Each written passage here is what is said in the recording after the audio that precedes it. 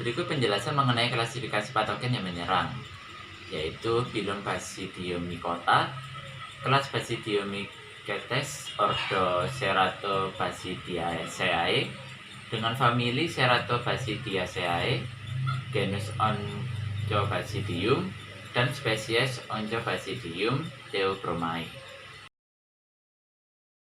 Secara makroskopis, terlihat bahwa miselium jamur muncul dari ujung ranting dan permukaan ranting yang terinfeksi. Nah, jamur Oncobasidium theobromai ini memiliki warna koloni putih krim dan teksturnya seperti kapas. Sedangkan secara mikroskopis, terlihat bahwa jamur Oncobasidium theobromai ini memiliki hifa yang bercabang dan terdapat septa atau sekat yang tidak teratur pada hifanya. Bioekologi Basidiospora Oncobasidium theobromai disebarkan oleh angin, dan bila spora ini datang pada permukaan yang kering, maka akan segera kehilangan viabilitasnya. Pada daun yang lunak dan mengandung tetesan air, Basidiospora berkecambah cepat sekali dan tabung berkecambah berpenetrasi pada epidermis dan kemudian masuk ke dalam xilem. Patogen ini memproduksi Basidiospora pada basidium yang berkembang pada cabang kakao yang terserang, dan terjadi setelah tengah malam pada kondisi sangat lembab. Theobromai berkembang baik pada keadaan basah dan lembab. Tingkat kelembapan yang mendekati 100% pada malam hari menghasilkan kondensasi air bebas yang sangat penting untuk terjadinya infeksi. Kerusakan oleh Oncobasidium theobromai akan lebih besar bila keadaan tersebut di atas ditunjang dengan tanaman pelindung yang lebat.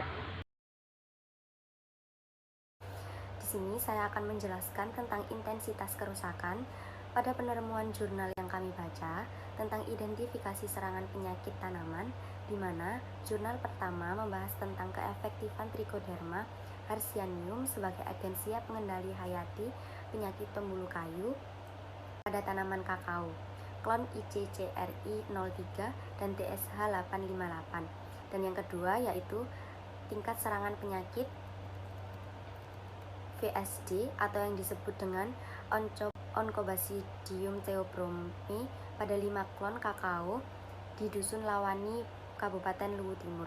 Dan yang terakhir yaitu pengaruh lingkungan dan teknik budidaya tanaman kakao atau agronomical practices and environmental effect to the epidermis of vesicular streak defect.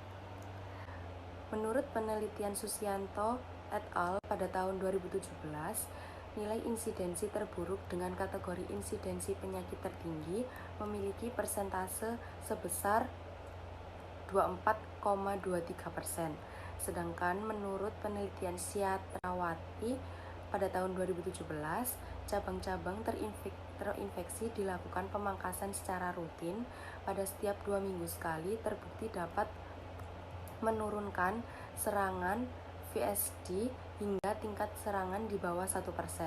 Sedangkan tanaman yang tidak dilakukan pemangkasan terjadi peningkatan intensitas serangan VSD dari 30% menjadi 90%. Sedangkan penelitian dari Khairati et al. Pada tahun 2016 menunjukkan bahwa tingkat keparan penyakit di Kecamatan Lambandia sebesar 57,84%, Mowuwe sebesar 41,63%, dan Tinodo sebesar 39,72%. Gejala yang ditimbulkan dari serangan penyakit VSD pada tanaman kakao ini adalah gejala klorosis pada daun kakao akan menguning. Selanjutnya, pada permukaan yang kuning itu akan nampak bercak hijau. Pada daun yang mengalami nekrosis, apabila disayat, akan nampak 3 noktah pada bagian pangkal daun dan bekas duduk daun. Terdapat gejala baru akibat serangan penyakit ini. Gejalanya ditandai dengan adanya gejala nekrosis di bagian pinggir daun yang terinfeksi. Cara pengendalian yang pertama yaitu secara budidaya yang dapat dilakukan dengan kultur teknis yaitu pemangkasan pohon untuk mengurangi kelembapan. Kemudian penggunaan varietas tahan yaitu penggunaan klon kakao resisten seperti GC7, ICS13, ICS60 dan TSH858. Kemudian secara biologi yang mana dapat dilakukan dengan pemanfaatan musuh alami atau patogen antagonis seperti Trichoderma sp.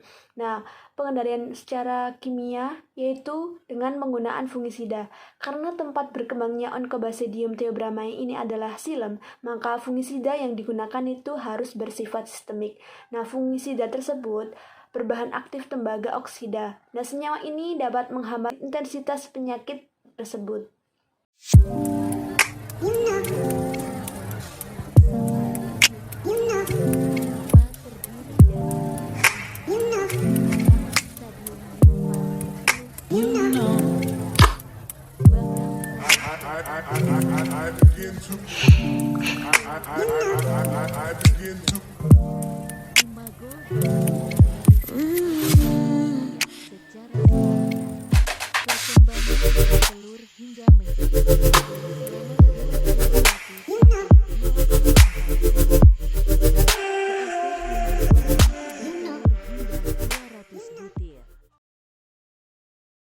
Klasifikasi hama ini termasuk dalam kingdom Animalia dengan filum Arthropoda, kelas Insecta, ordo Hemiptera, famili Miridae, genus Helopeltis dan juga spesies Helopeltis sp. Helopeltis svp memiliki telur berwarna putih dengan panjang 1,5 hingga 2,0 mm. Bentuknya seperti tabung gas, tetapi sedikit bengkok dengan penutup bulat dan terdapat 2 rambut pada satu ujung. Nimfanya terdiri dari 5 instar. Instar pertama berwarna coklat bening, instar kedua berwarna coklat muda dengan antena berwarna coklat tua, instar ketiga berwarna coklat muda dengan antena berwarna coklat tua. Terdapat pula tonjolan toraks dan sayap yang mulai terlihat. Serangga dewasa memiliki panjang tubuh sekitar 7 hingga 9 mm dan lebar 2 mm serta memiliki kaki dan antena yang sangat panjang dengan warna tubuh bermacam-macam. Ada yang hitam, merah, orange, kuning, dan hijau. Selanjutnya ada bioekologi hama. Helopeltis spp akan meletakkan telur secara berkelompok 2-3 butir dalam jaringan tanaman. Selanjutnya, telur akan menetas sekitar 4-5 hari. Waktu yang diperlukan mulai saat menetas sampai menjadi dewasa adalah 11-15 hari. Selama itu, nimfa mengalami 5 kali ganti kulit. Betina dewasa mampu bertahan hidup sekitar 7-16 hari dan menghasilkan telur sebanyak 30-60 butir. Nah, sedangkan jantan dewasa mampu bertahan hidup sekitar 6-37 hari. Laju perkembangan nimfa berlangsung baik pada suhu 25 derajat Celcius dan pada ketinggian tempat 250 meter dpl. Fase yang merusak dari hama ini adalah nimfa atau serangga muda dan juga imagonya. Nimfa dan imago menyerang buah muda dengan cara menusukkan alat mulutnya ke dalam jaringan, kemudian mengisap cairannya yang ada di dalamnya. Helopeltis sp memiliki tipe mulut penghisap. Sambil mengisap cairan pada buah kakao, kepik tersebut juga mengeluarkan cairan yang bersifat racun yang dapat mematikan sel-sel jaringan yang ada di sekitar tusukan. Tanda yang terlihat dengan ditemukannya imago pada permukaan buah kakao. Gejala serangan Helopeltis sp ini ditandai dengan adanya bercak berwarna coklat kehitaman. Serangan pada buah muda menyebabkan layu pentil dan umumnya buah akan mengering kemudian rontok. Apabila pertumbuhan buah terus berlanjut, maka kulit buah akan mengeras dan retak-retak. Hal tersebut akan menyebabkan terjadinya perubahan bentuk buah yang dapat menghambat perkembangan biji di dalamnya.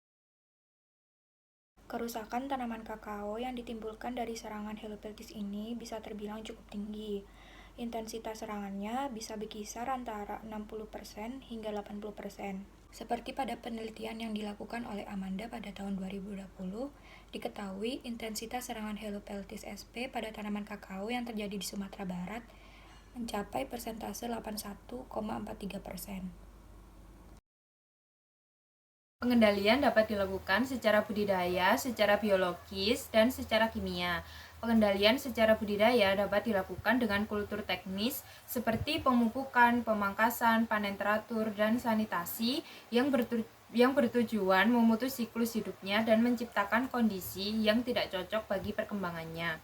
Sedangkan pengendalian secara biologis dapat dilakukan dengan pemanfaatan musuh alami seperti semut hitam, semut angkrang, dan berbagai jenis laba-laba, atau bisa juga menggunakan patogen serangga seperti Beauveria bassiana.